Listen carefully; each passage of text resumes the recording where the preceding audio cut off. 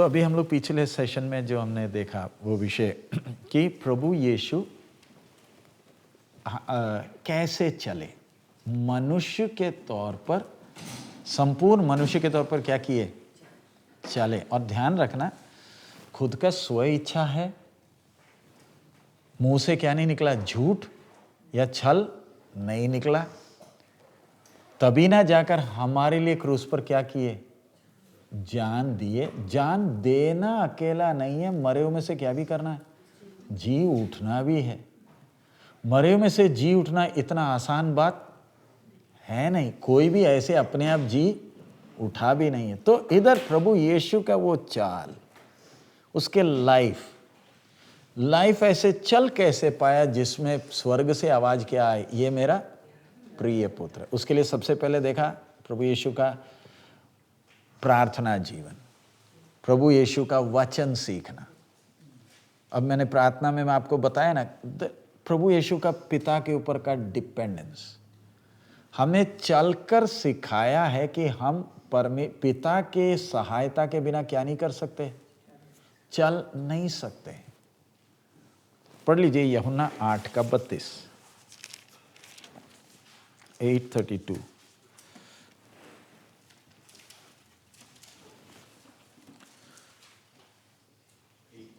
हम्म, 8:32।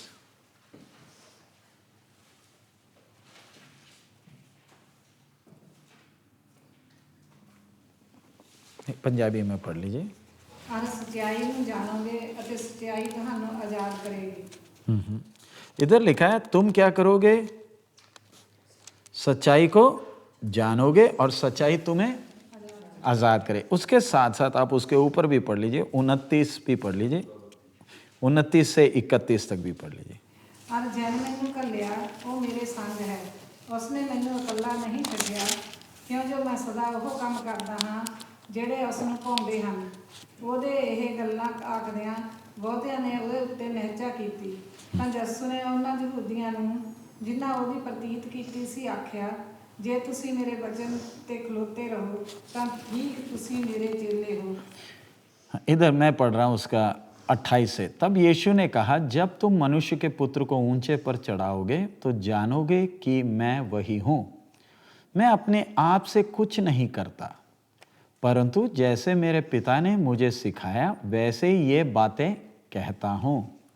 मेरा भेजने वाला मेरे साथ है, उसने मुझे अकेला नहीं छोड़ा, क्योंकि मैं सर्वदा वही काम करता हूँ जिससे वो प्रसन्न होता है। वो ये बातें कह ही रहा था कि बहुतों ने उस पर विश्वास किया। अब मैं दोबारा वो आयत पढ़ रहा हूँ, प्रभु यीशु ने कहा, वो 28 है। तब यीशु ने कहा, जब तुम मनुष्य के पुत्र को ऊंचे पर चढ़ाओगे तो जानोगे कि मैं वही हूँ। मैं अपने आप से कुछ नहीं करता, परंतु जैसे मेरे पिता ने मुझे सिखाया वैसे ही ये बातें कहता हूँ। मेरा भेजने वाला मेरे साथ है, उसने मुझे अकेला नहीं छोड़ा, क्योंकि मैं सर्वदा वही काम करता हूँ जिससे वो प्रसन्न होता है। कितने स्पष्ट भाषा में प्रभु यीशु कह रहा है कि मैं वही करता हूं जो क्या क्या लिखा है, मैं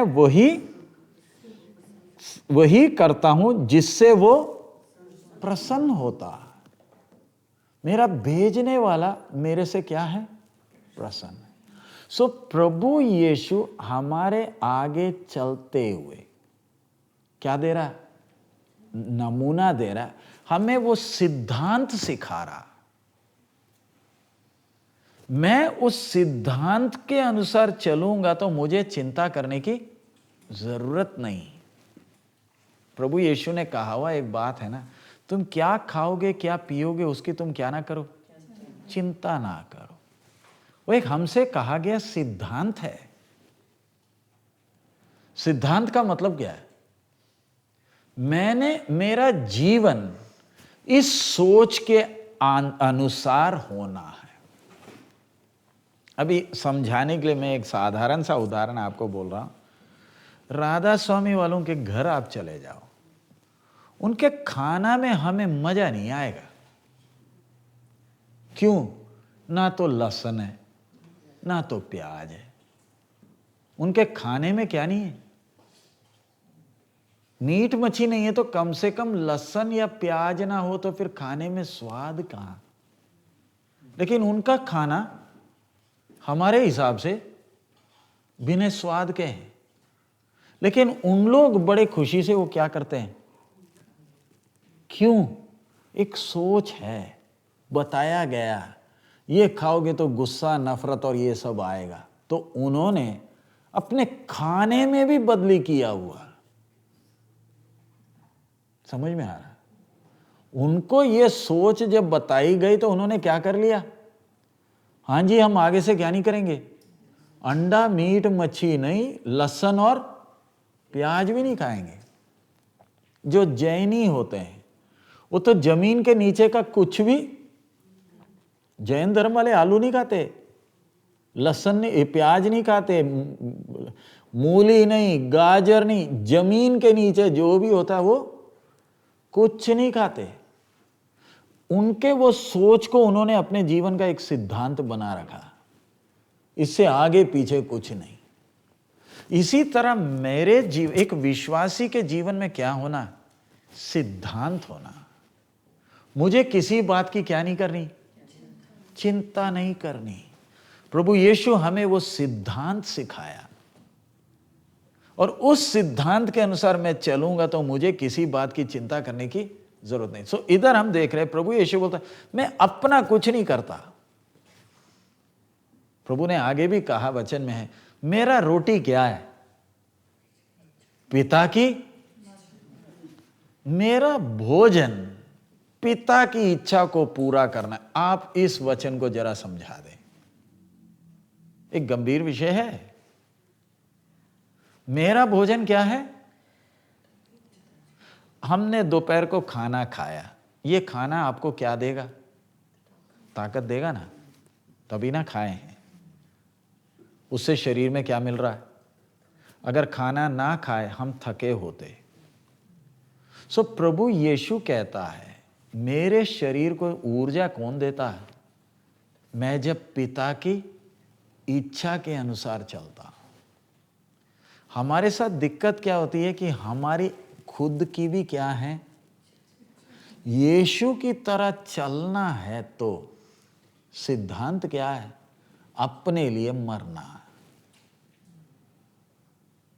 आप अपने लिए जब तक जीना चाहोगे आपके अंदर से फल नहीं निकलेगा।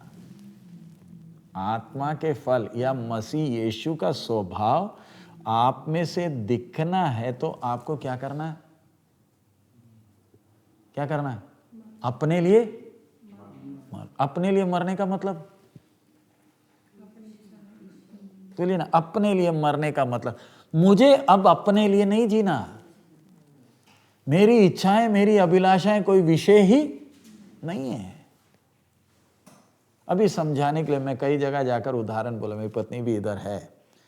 मैंने शादी करनी तो मेरा एक डिमांड है, जो भी लड़की आएगी ना मैं उसका पूरा देखभाल करूंगा, उसको किसी बात की कमी नहीं होगी, सब कुछ मैं हाथ में उठाकर चलूंगा। लेकिन एक ही शर्त है, जैसे मैं बोलूंगा वैसे ही करना पड़ेगा सब कुछ। जो खाना मैं बनाने को बोलूंगा वही बनाना है, जो कपड़े मैं खरीद कर दूंगा वही पहनना है, अपनी मर्जी बिल्कुल नहीं। आप बोलो मेरी शादी होगी? हाँ जी, शर्त क्या है? मैं जैसे बोलूंगा वैसे करना है, आप अपनी मर्जी, बाकी किसी चीज की कमी होने नहीं दूंगा, तुझे कभी दुखी नहीं रखूंगा। लेकिन शर्त ये है, शादी होगी? क्यों बोलिए ना, शादी क्यों नहीं होगी? हैं? हमारी भी तो इच्छा हो। अगर ऐसे शादी होगी तो उसको तो हम बोलते हैं गुलामी। हम गुलामी थोड़ी करेंगे। यीशु के पीछे क्यों आए?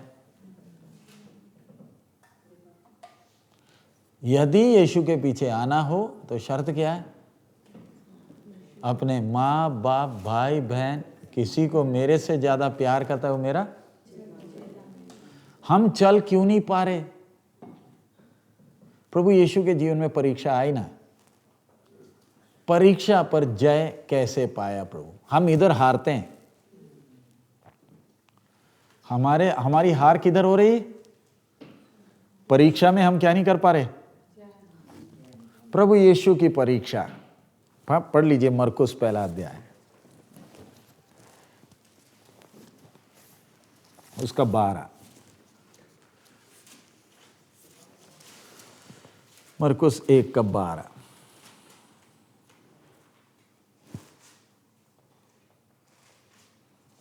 ਆਤਮਾ ਝੱਟ ਉਹਨੂੰ ਅਜਾੜ ਵਿੱਚ ਲੈ ਗਿਆ 13 भी।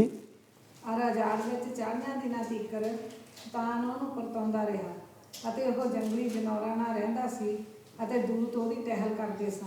तब आत्मा ने तुरंत उसको जंगल की ओर भेजा।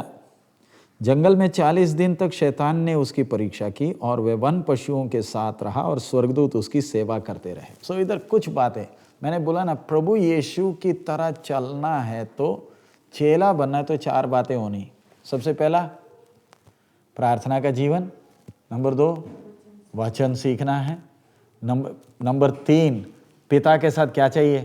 संबंध, नजदीकी संगति, संबंध नहीं नजदीकी संगति।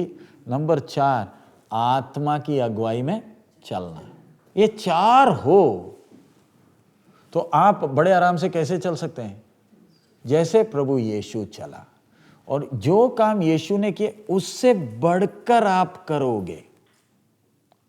समझ में आया? प्रभु यीशु का मैंने पहले आपको हमने पढ़ा था यशायाह में, रोग से पहचान थी, उसकी खूबसूरती देखे तो उसमें कोई चाहने की बात ही नहीं थी, फिर भी पाप रहित। प्रभु यीशु के अंदर स्वेच्छा होने के कारण क्या गलती कर सकता था? नहीं कर सकता था?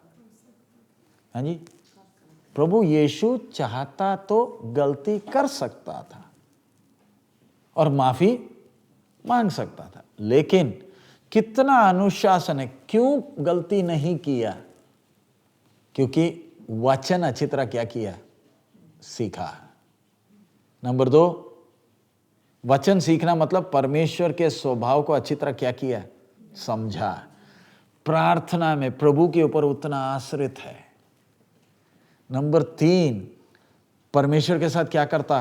संगति। इधर हमने जो पढ़ा है ना, वो मुझे कभी नहीं छोड़ता, बोला प्रभु यीशु, है ना? वो यूहन्ना 8 में हम लोग देख लिए।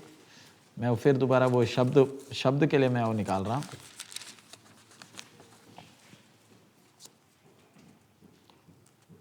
उसमें लिखा है मेरा भेजने वाला मेरे साथ है। 29 उसने मुझे अकेला नहीं छोड़ा क्योंकि मैं सर्वदा वही काम करता हूं जिससे वो प्रसन्न।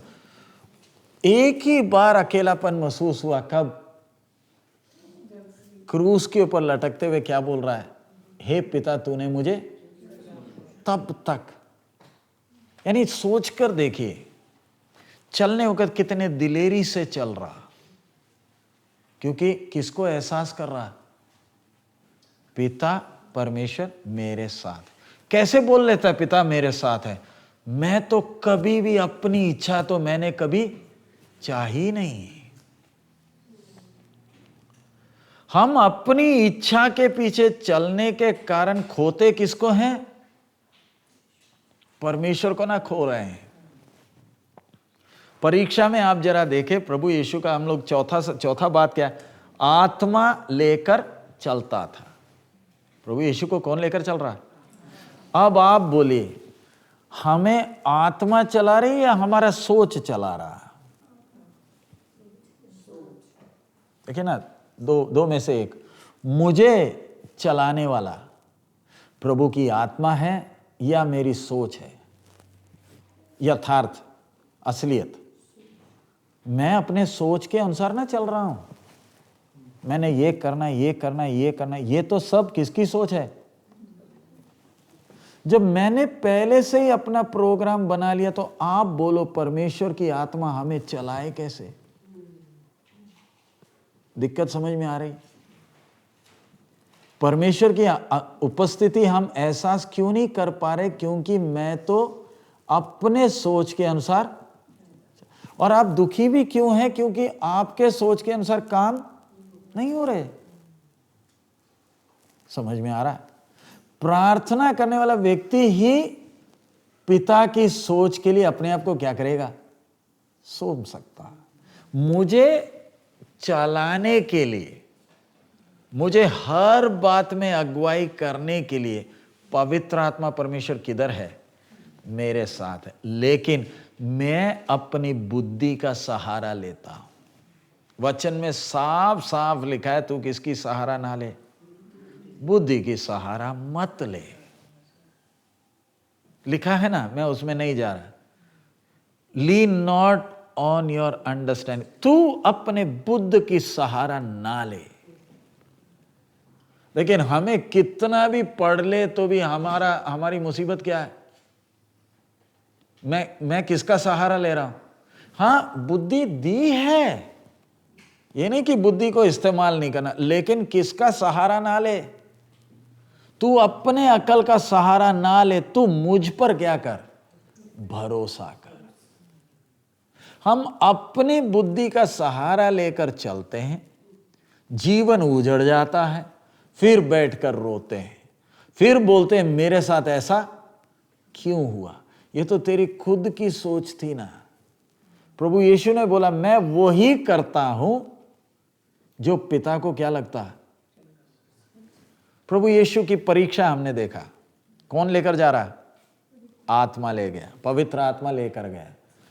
40 दिन निराहार बैठा, हमने पढ़ा है ना, और स्वर्गदूत सेवा कर रहा है।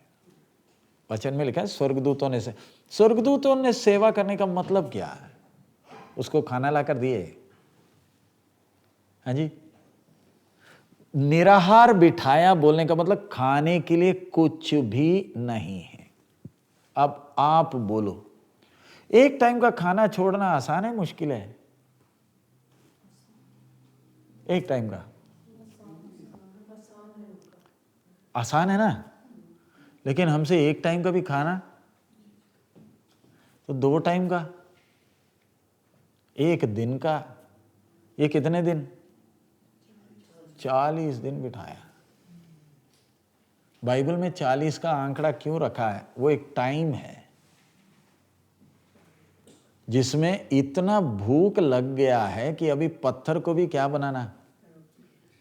देखिए हमारे साथ, हमने इब्रानी में पढ़ा ना, 5 इब्रानी 5 निकाल लीजिए, 5 का वो जो आयत हमने पढ़ा था, 5 का 7 से आगे,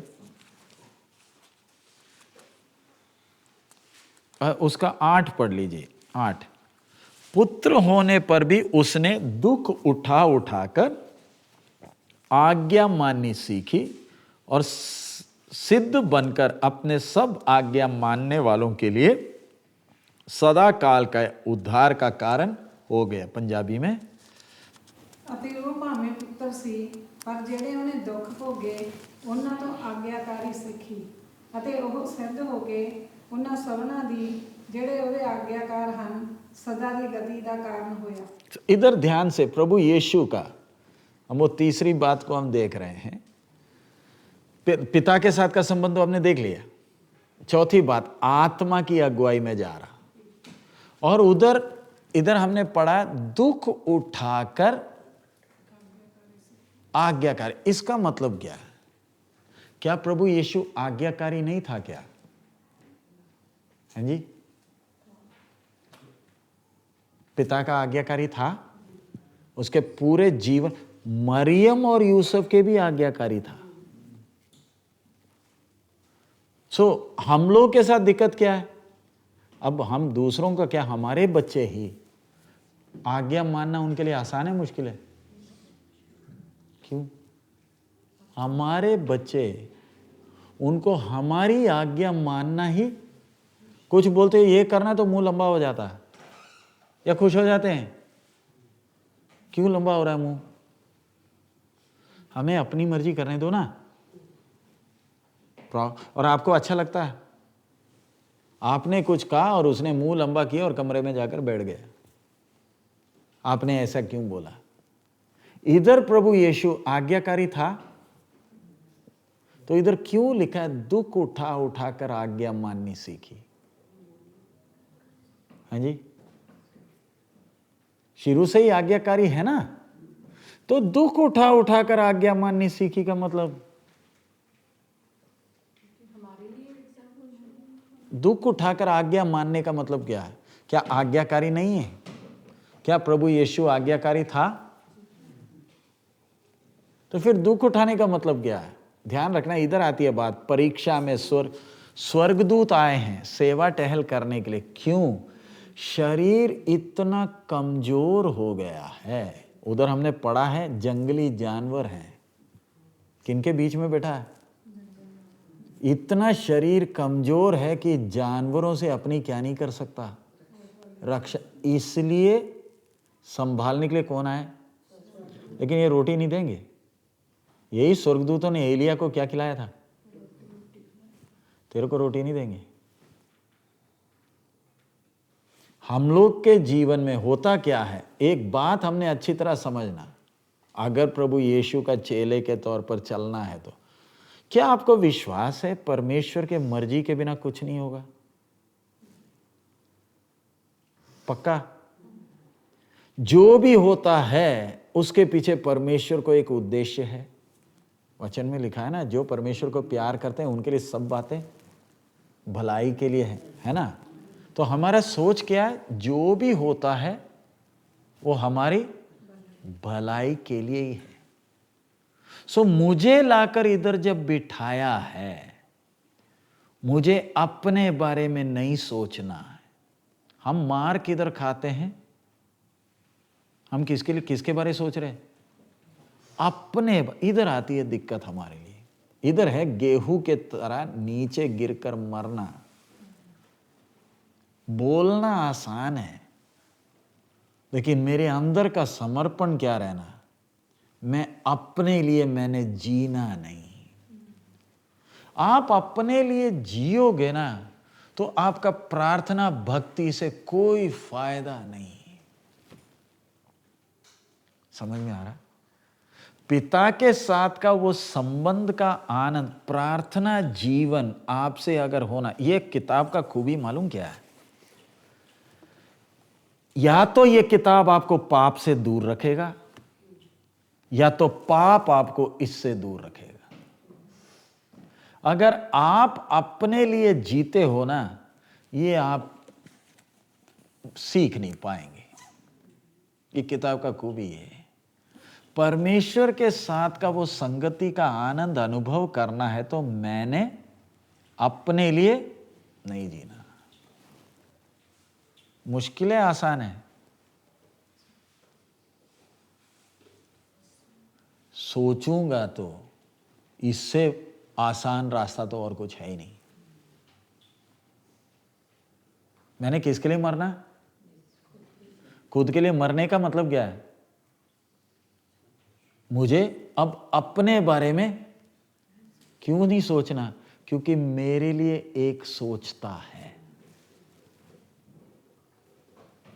अब आपके बच्चे इतने खुश हैं, उनको कोई टेंशन नहीं। क्यों? उनके लिए कोई सोचने वाला है। हमारा आधा से ज्यादा टाइम बर्बाद क्यों होता है? क्योंकि हम बैठकर क्या कर रहे हैं? सोच क्या रहे हो? चारपाई में लेटे हुए क्या सोच रहे हो आप? जब आपने खुद ही बैठकर सोचकर सारा प्रोग्राम जब बना लिया है तो फिर प्रार्थना करने क्यों आता है? समझ में आया? आपने तो पहले से क्या कर लिया? सोच लिया। प्रभु यीशु के पीछे चल रहे हैं तो क्या ना करो। और इधर हमें गुस्सा भी चढ़ेगा नहीं, सोचेंगे नहीं तो हमारा होगा कैसे, है ना। और हमें ऐसा गुस्सा क्यों चढ़ रहा है? क्योंकि हमें लग रहा है हमारे सोच से ही तो सारा प्रोग्राम चल रहा है ना। अब बच्चों की शादी का विषय टेंशन ना लो बोलने को कई लोगों को मेरे पर गुस्सा आता है। बोलता है टेंशन नहीं लेना, आपको तो बोलने के लिए बहुत कई लोग हैं। बोलते मेरे बच्चे अभी 12वीं के बाद वो निकले तो कई पिछले दिन कोई किसी से बात हो रहा था तो उन्होंने बोला बच्चों को आजकल कई पास्टर लोग हैं खुद तो दवाई नहीं लेते लेकिन अपने बच्चों को मेडिसिन सिखा लेते हैं और फिर उनको इधर भेज देते हैं। तो हमारे बारे में कोई कह रहा था, ये पास्टर फिनी को तो टेंशन लेने की जरूरत नहीं, क्योंकि इसने तो अपने बच्चों के लिए खूब कमा कर रखा है। हमने कौन सा कमाया, इसलिए हमारे बच्चों को पढ़ाकर किधर भेजना पड़ता है, बाहर भेजना पड़ता है। तब मैं सोचा ये आदमी जो बोल रहा है ना, हमारा इतना नजदीक है और हमें अच्छी तरह जानता भी है, और फिर भी क्या बोल रहा है। हमारे उधर परिचय के लोग थे, वो बोले फिनी पास्टर है ना, ये अपनी बेटी का अभी शादी नहीं करा रहा, ये कनाडा जाता है, इसने उधर कहीं लड़का देख रखा है, देख लेना, ये अपने लड़के को उधर ही शादी कराएगा। बोलते थे। मेरी लड़की 25 साल हो गई, अभी तक मैंने कहीं किसी को देखा नहीं। वो लोग क्या बोल रहे हैं, इसने उधर पहले ही जाकर क्या करके रखा है। वो ऐसे क्यों बोलते, क्योंकि उनकी इच्छा यही है, वो उनकी इच्छा के अनुसार क्या कर रहे हैं। अब मेरे को बोलते नहीं लोइस का शादी नहीं, मैंने बोला कहां शादी, कोई आएगा तो ना कराऊंगा। नहीं, हमने तो सोचा था, आपने सेटिंग करके रखी है। मैंने बोला आप तो बहुत कुछ सोचते हो, आपके सोच में तो मेरे पास करोड़ों रुपया है। बोलने का मतलब हम बैठकर क्या कर रहे हैं, सोचते हैं। मैंने तो अपनी बेटी को और उन बच्चों को, तीनों को मैंने बोला शादी नहीं होगी तो क्या, हम लोग तो है ना, प्रभु जब तक जिंदा रखा है, आप उसका टेंशन ना लो, हमने प्रभु का सेवा में लगे रहना, प्रभु समय पर लाना है तो लाएगा। मैं सोचकर अपना दिमाग क्यों खराब करूं। इसलिए ना शादी की जब बात आई तो कई पास्टरों के बच्चे, पास्टर लोग आए, बोले शादी का। मैंने बोला शर्त ये है, 1 रुपया नहीं दूंगा, पहना हुआ कपड़े के अलावा और कुछ नहीं मिलेगा, और लड़के को इधर आना पड़ेगा, हमारे साथ इधर सेवा में मदद करना। तो बोले ऐसे तो नहीं होगा। कई लोग खुंदक खाकर मुझे बोले क्या मालूम है, हमने कपड़ा दिया सिर्फ नहीं, कपड़े को बदल कर दूसरा पहनने के लिए भी दिया, अपनी बेटी के लिए। बोलते उनको इतना गुस्सा चढ़ गया मुझ पर, क्योंकि मैंने बोला मैं कुछ नहीं दूंगा। उनको मेरे ऊपर इतना चिढ़ चढ़ गया। बोलते हम भी अपने बच्चों का जब शादी कराए हैं ना, बाकियों का, सिर्फ कपड़ा दिया नहीं, दूसरा कपड़ा भी दिया है ताकि वो बदल कर पहन सके। पास्टर मेरे से बोल रहे हैं। बोलने का मतलब हम तेरी तरह इतने नीचे नहीं हैं, हम देते भी हैं। तो उससे मुझे समझ में आ गया, शुक्र है तेरे लड़के को मैंने नहीं लिया, क्योंकि तू तो हफ्शी से भी खतरनाक है, तू तो मेरी बेटी को खा जाएगा, या तो मिट्टी का तेल डालकर तूने फूंक देना था, तू घर से क्या लाई बोलकर। आज का जमाना ऐसा है, तू क्या लेकर आई। मैंने बोला कुछ नहीं दूंगा, मंजूर है तो करो, नहीं तो रहने दो। मैं भैंस बेचने का धंधा नहीं करता। प्रभु ने मुझे लड़की दी है, बाप जानता है, उसकी मर्जी है तो समय पर लाए। मैं क्यों बोल रहा, सोचने लगूंगा ना तो दिमाग खराब होगा। आपकी तरह हमें इतना सेवा में, इतने जगहों में जाना, इतना पैसा खर्च है, ये सारा कुछ है। अगर बैठकर मैं क्या करूं, अब आप लोगों से ज्यादा पैसा मुझे चाहिए ना, इतने जगहों में जाना है, सोचूंगा तो होता क्या। आपको वो भिखारी के बारे में मालूम है ना, भीख मांगने गया था, आटा मिला, आटा का वो गिर जाएगा नीचे कहीं सोचकर उसने आटा को छोटे से मटके में बांधकर चारपाई के ऊपर बांध कर रखा, और रात को सो गया। रात को सपन में क्या देख रहा है, ये आटा है, आटा को बेचूंगा, बेचकर मुर्गी खरीदूंगा, मुर्गी के अंडे आएंगे, उनको बेचूंगा, फिर बकरा खरीदूंगा, और बकरा खरीद कर उसने बकरे को भी बेच दिया। बेचकर सपने में ही शादी भी हो गई, मकान भी बन गया, और एक दिन सपने में ही झगड़ा पत्नी से हो गया, जोर से लात मारा। किसको? वो जो आटा ऊपर पड़ा था। हम लोग रात को रोज यही तो करते हैं, बैठकर क्या कर रहे हैं? कितने प्लानिंग के साथ कितने प्रोग्राम बनाए, कितने बनाए। सिर्फ समझाने के लिए बोल रहा। इस्राएली जब परमेश्वर उनको कनान में लेकर जा रहा, ये इस्राएलियों ने बोला हमें जासूस भेजने हैं, इनका प्रोग्राम था। परमेश्वर ने बोला ठीक है जाओ। कितने दिन? 40 दिन। आखिरी में वापस आकर ये क्या बोले, हम नहीं जा सकते। और परमेश्वर ने क्या किया, तुम्हें मैं जाने भी। हम में से बहुत लोग जीवन में बर्बाद क्यों हो जाते हैं, ये हमारा प्रोग्राम के कारण। ये प्रोग्राम ना बनाओ, प्रभु के हाथ में सौंप दो, क्योंकि उसको मेरी क्या है, चिंता है। सो ऐसे करोगे तो ही, अभी उदाहरण वो एक मग लेकर, वो कप लेकर आ जाएंगे, वो एक कप है और उसके साथ उधर 2-3 कप है, हाँ 2-3 कप आप लेकर आ जाइए। हाँ, वो रोटी ब्रेड कुछ है, ब्रेड या कोई है, रोटी है, हाँ, एक रोटी वो प्लेट में डाल के ला दीजिए।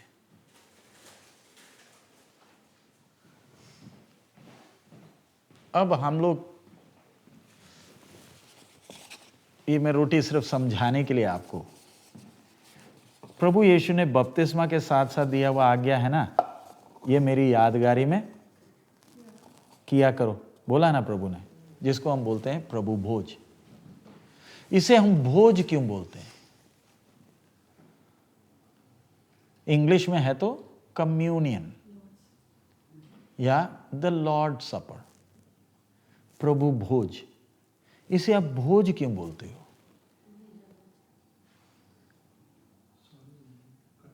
हाँ जी, भोज का मतलब क्या है कि ये परमेश्वर के साथ का क्या है, संगति है। अब संडे को प्रभु भोज है बोलने का मतलब प्रभु के साथ का, ये प्रभु के साथ का संगति कैसे हो सकता है? आजकल मैं ये अलग अलग कप क्यों रखा हूं, चर्चों में पहले एक कप हुआ करता था, एक कप और उसके साथ रोटी। अब क्या हो गया, सबके लिए अलग अलग कप आ गए और इतना फैशन हो गया, ये रोटी भी टुकड़ा कर कर इसके ऊपर रखा हुआ है, बस रोटी खुद ही तोड़ो और खुद ही पी लो। और इसके पीछे इनका कहना क्या है, आजकल कोरोना वायरस, एड्स जैसे बीमारियां आने के कारण एक प्याले से पिएंगे तो बीमारी आएगा, ये है इनका सोच। जबकि असलियत आप इसका इतिहास देखेंगे तो 1890 में पहली बार मल्टीपल कप्स आया। कौन से सन में?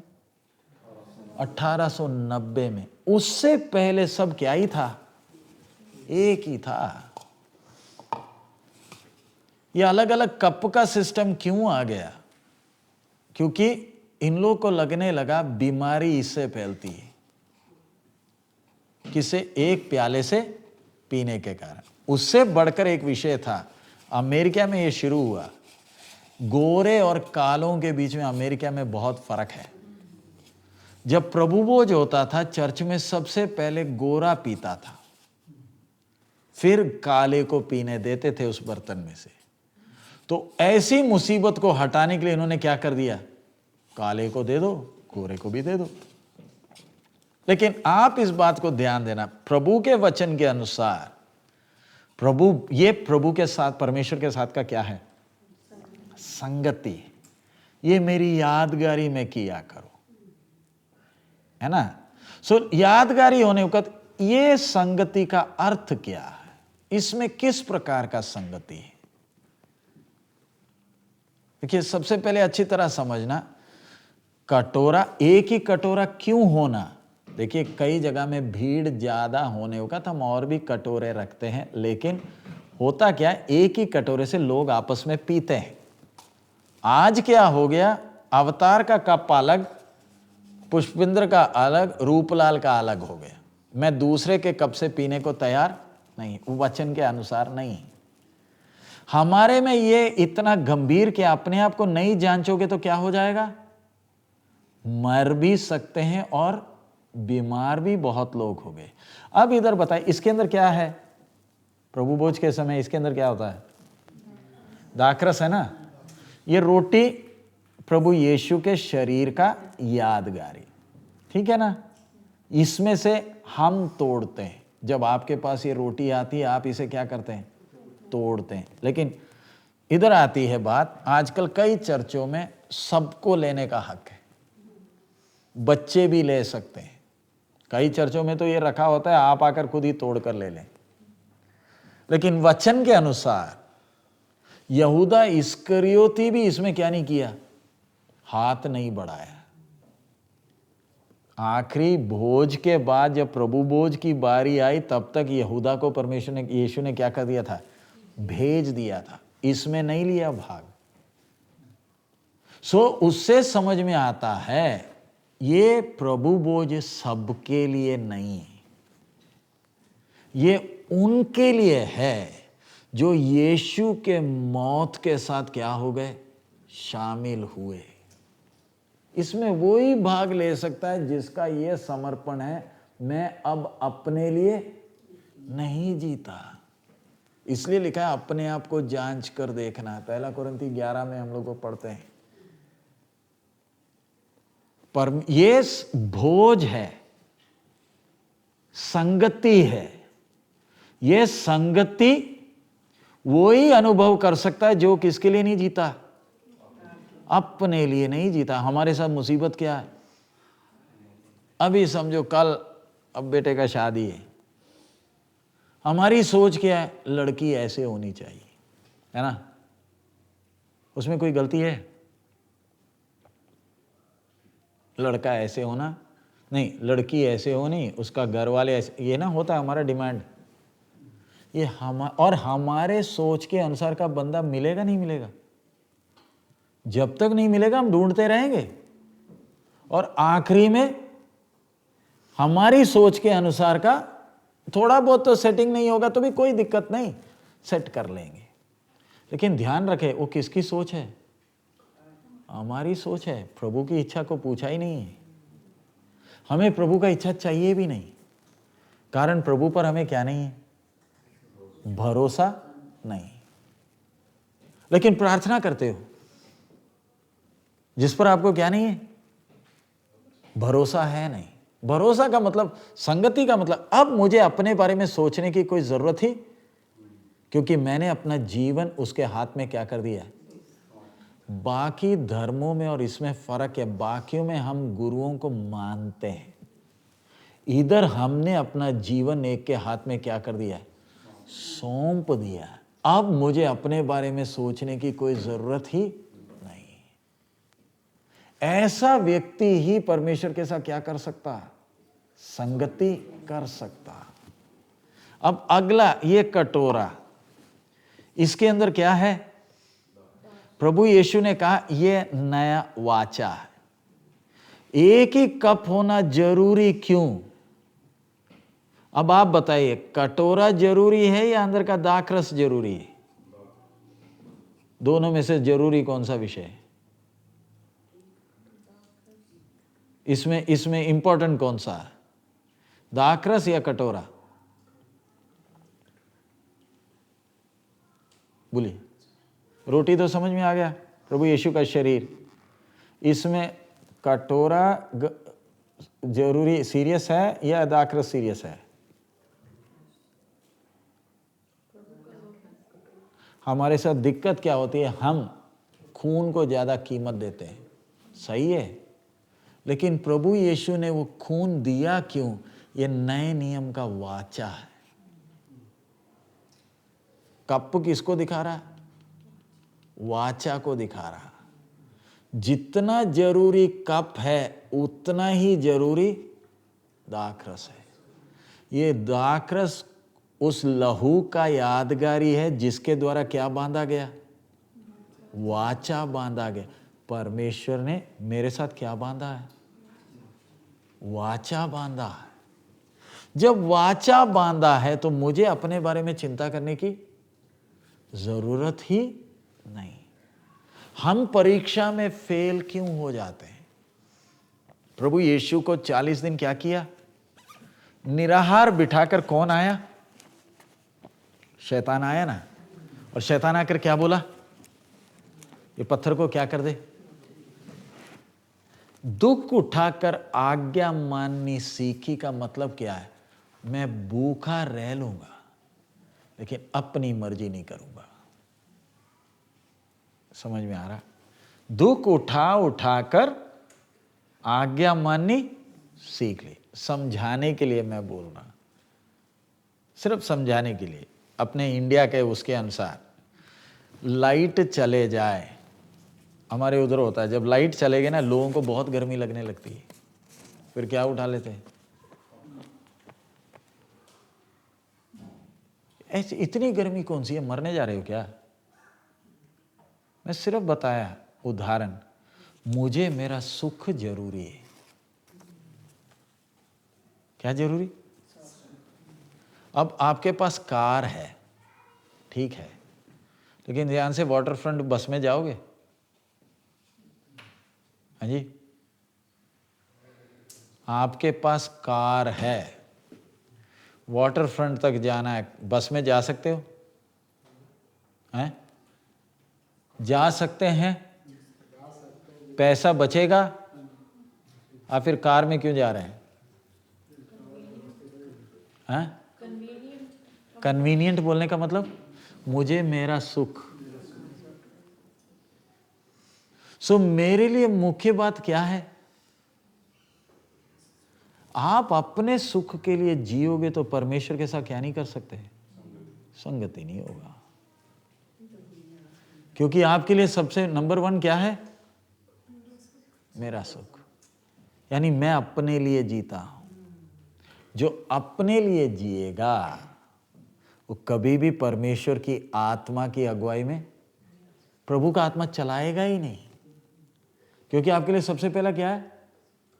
मेरा सुख, मेरे आराम के अनुसार होना। सो अगर यीशु की तरह चलना है तो मुझे क्या करना पड़ेगा? वचन अच्छी तरह सीखना, प्रार्थना का जीवन होना, पिता के साथ संगति होना, आत्मा की अगुवाई से। इसलिए वचन मिलता है, जो आत्मा के चलाए चलते हैं वो ही परमेश्वर के पुत्र हैं। शरीर के अनुसार चलोगे तो मरोगे। बपतिस्मा क्यों लिया? ताकि मैं यीशु के साथ क्या हो गया? मर गया। अब जीऊंगा तो मैं किसके लिए जीऊंगा? यीशु के लिए जीऊंगा। अब मैं सिर्फ आपको समझाने के लिए वो उदाहरण बता रहा हूं। बाकी दुनिया इतनी मेकअप करने होगा तो हम इतना क्यों नहीं करते?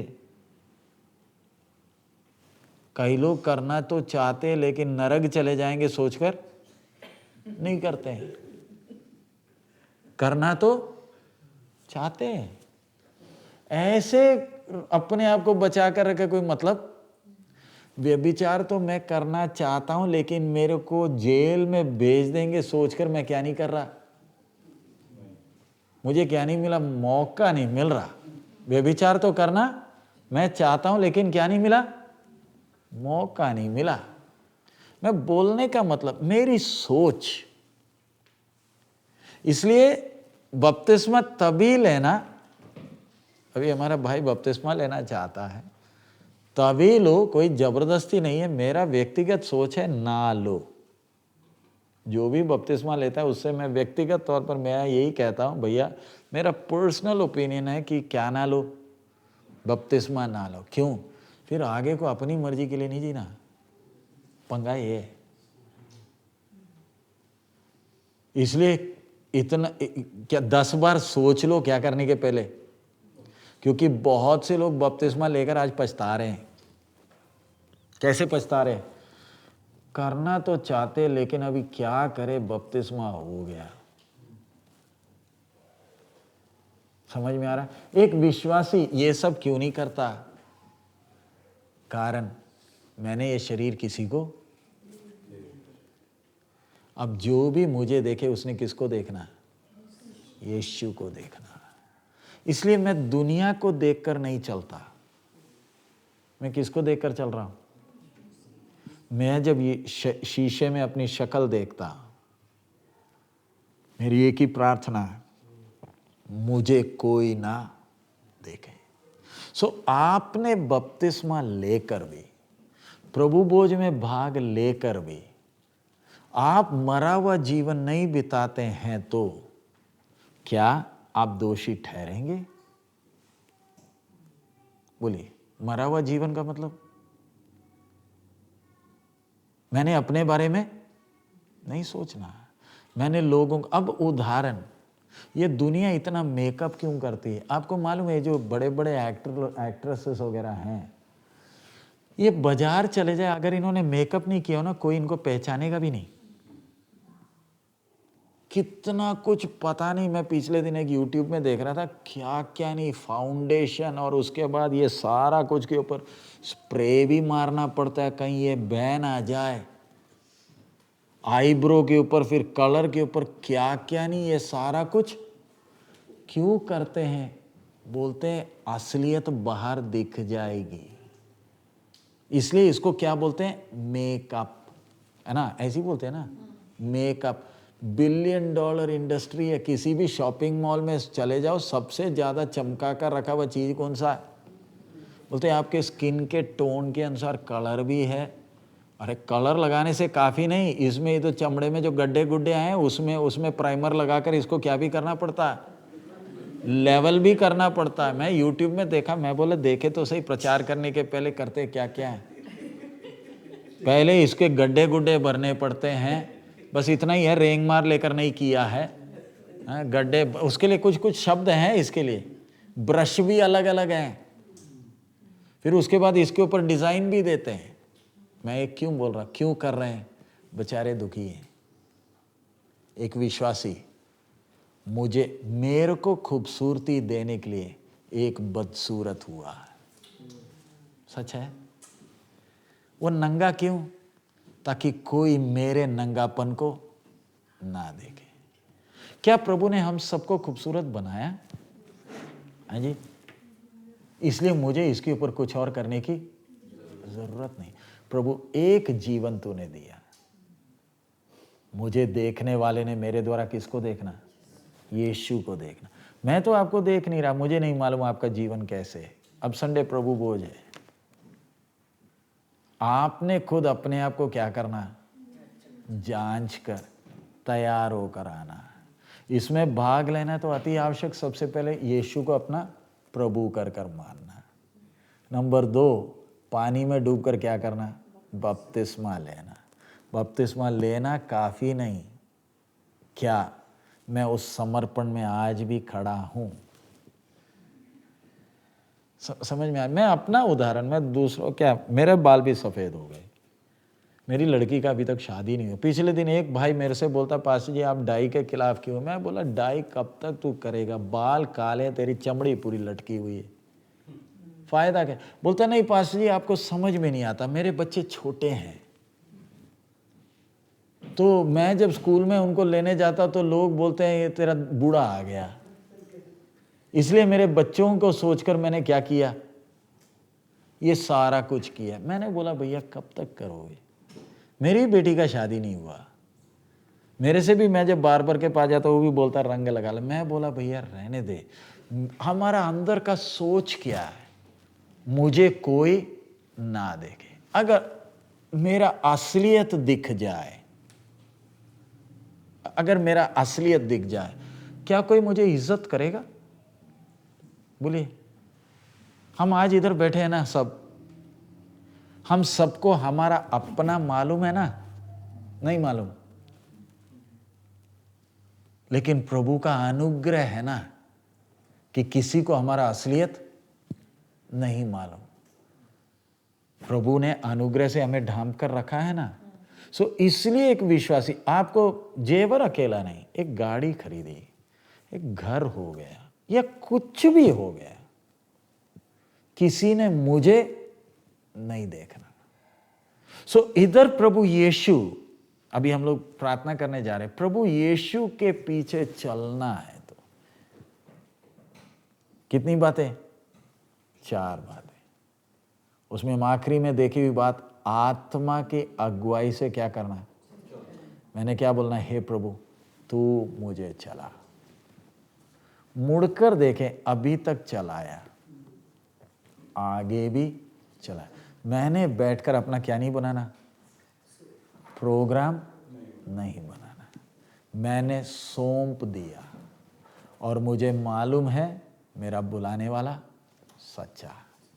आइए हम अपने सिरों को झुकाएं। पिछले दिनों में बैठकर वचन सीखने के लिए प्रभु ने हमें मदद किया, और इस बार के क्लास में हम लोग सीखा हुआ विषय, जैसे यीशु चला मैंने चलना है। Walking in the footsteps of Jesus. प्रभु यीशु कैसे चला? पूरा मनुष्य बनकर, मनुष्य के रूप में दुख उठाकर आज्ञा मानना सीखा है। और हमने आज पढ़ा है प्रभु यीशु यूहन्ना 8 में कहते हैं, मुझे कभी अकेला नहीं छोड़ा है, क्योंकि मैं वही करता हूं जो पिता को अच्छा लगता है। क्या हम आज प्रार्थना करेंगे, प्रभु मैं वो ही करूंगा जो आपको अच्छा लगता है, जो मुझे अच्छा लगता है वो नहीं, जो आपको अच्छा लगता है। Hallelujah, hallelujah. संबंध से काम नहीं चलेगा, उसके साथ संगति करना है। प्रभु बोझ उस संगति को दिखाता है। मैं रोटी तोड़ता हूं, मैं याद कर रहा हूं मेरा यीशु का शरीर जो मेरे लिए तोड़ा गया। Hallelujah, hallelujah. जब मैं उस कटोरे में से पीता हूं, मैं उस नए नियम के वाचा को याद कर रहा हूं और उस खून को देख रहा हूं, उसका भागी हो रहा हूं जो मेरे लिए बहाया गया, ताकि मैं उस वाचे का हिस्सेदार बन जाऊं। Hallelujah, thank you Jesus. धन्यवाद हो प्रभु, धन्यवाद हो प्रभु, स्तुति हो प्रभु, तेरी स्तुति हो। हालेलुया। प्रार्थना करने का मन करता है, आप प्रार्थना करें।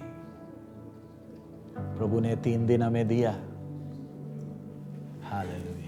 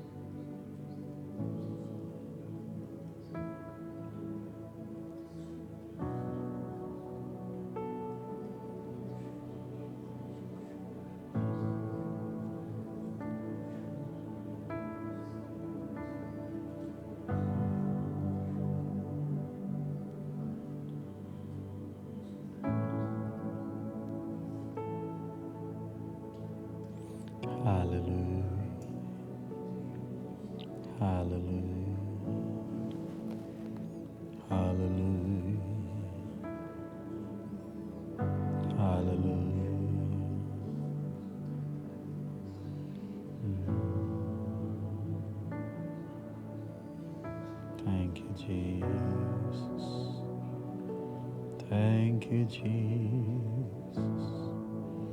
Thank you, Jesus.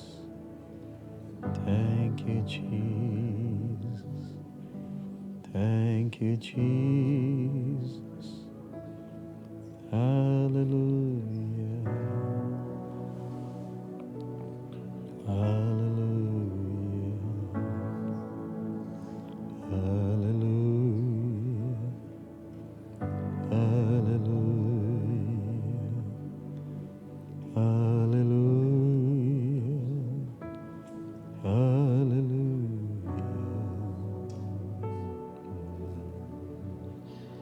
Hallelujah.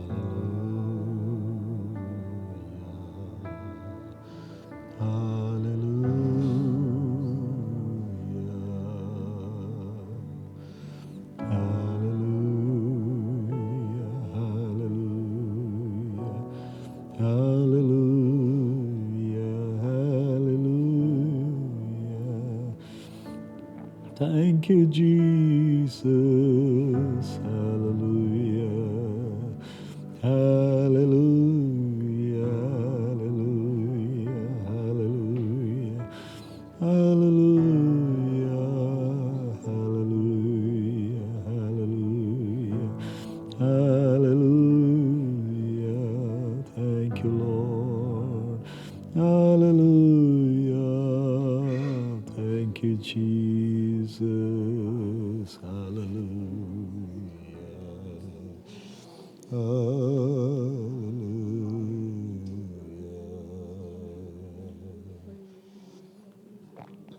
स्तुति धन्यवाद के साथ स्तुति गाऊंगा, है यीशु मेरे खुदा। धन्यवाद के साथ स्तुति गाऊंगा, है यीशु मेरे खुदा। उपकार तेरे हैं बेशुमार, कोटि कोटि स्तुति धन्यवाद। उपकार तेरे हैं कोटि कोटि स्तुति धन्यवाद। योग्यता से बढ़ के दिया है अपनी दया से तूने मुझे। योग्यता से बढ़ के दिया है अपनी दया से तूने मुझे। मांगने से ज्यादा मिला मुझे, आभारी हो प्रभु मैं।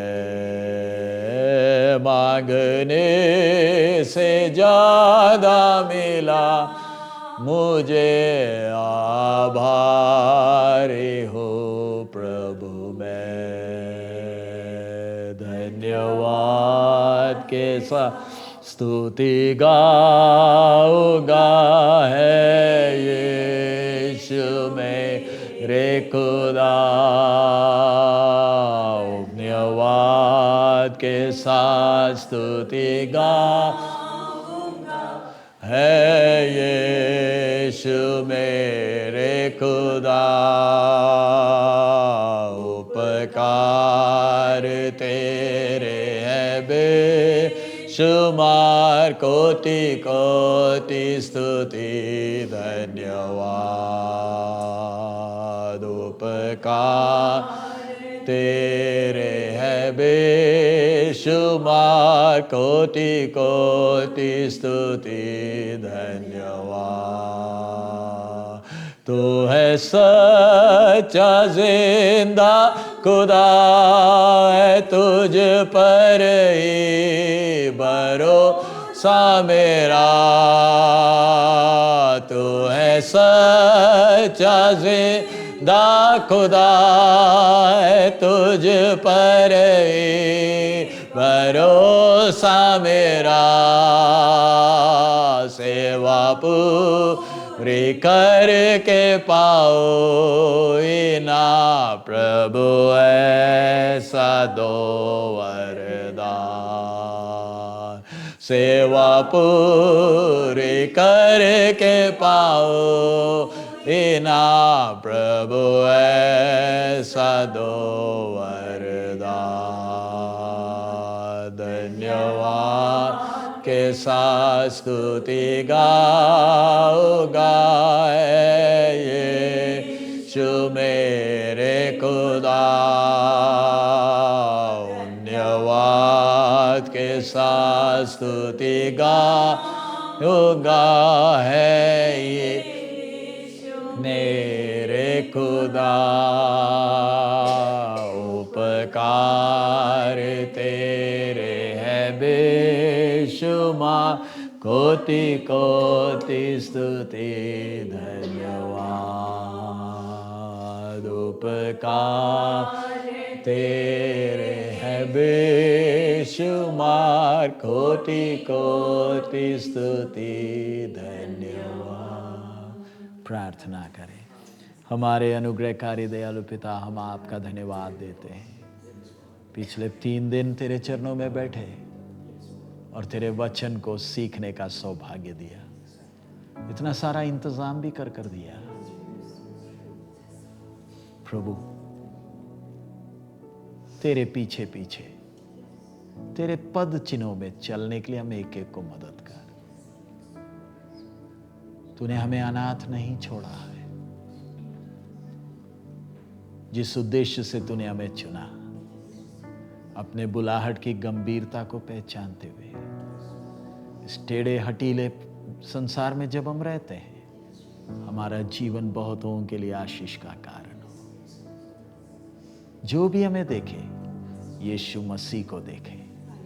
प्रभु, हमने वचन सीखा है, अब इसके अनुसार चलने के लिए तेरा अनुग्रह हमारे साथ है, इसलिए धन्यवाद देते हैं। तेरी आत्मा हमें लेकर चले तेरे वचन को और सीखने के लिए, तेरे साथ अकेले बैठकर बात करने के लिए, संगति अनुभव करने के लिए हमें मदद कर। ये वचन जो सीखा है सिर्फ हमारे लिए नहीं, दूसरों तक पहुंचाने के लिए हमें सहायता कर। सब महिमा आप ही को देते हैं। खास करके हमारे भाई जो बपतिस्मा लेना चाहते हैं, उन्हें भी तेरे हाथ में सौंप दे। तेरी आत्मा उनके जीवन में काम करे। प्रभु, तेरी दासी को आप हमारे बीच में लेकर आए हैं, जिनके जीवन में बहुत से कष्ट और समस्याएं हैं। प्रभु, विनती करते हैं उनके जीवन में तेरी आत्मा का काम हो, उनके द्वारा इनके परिवार में प्रभु तेरी आशीष हो। प्रभु, इतने साल हम बगल में भाई अवतार के घर में कितने दिन वचन सीखे, लेकिन सही समय पर आप हमें मिलाए हैं। तो हमारी प्रार्थनाएं सुनता है। धन्यवाद देते, एक बड़ा छुटकारा उनके जीवन में हो प्रभु। और जो लोग नहीं आए उन्हें भी तेरे हाथ में सौंप दे। एक एक के जीवन में तेरा आत्मा का काम हो। सब महिमा आप ही को देते हैं। और प्रभु, कल से जो क्लास शुरू हो रही है उसमें भी तेरी आशीष हो। हमारे नौजवानों के बीच में बड़ी जागृति भेज प्रभु।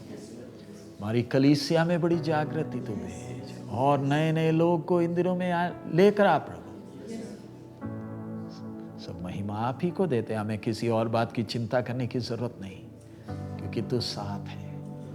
यीशु मसीह के मधुर नाम से हम मांगते हैं। प्रभु यीशु का अनुग्रह, पिता का प्रेम, पवित्र आत्मा की सहभागिता हमारे साथ अब से लेकर हमारे प्रभु के आगमन तक होती रहे।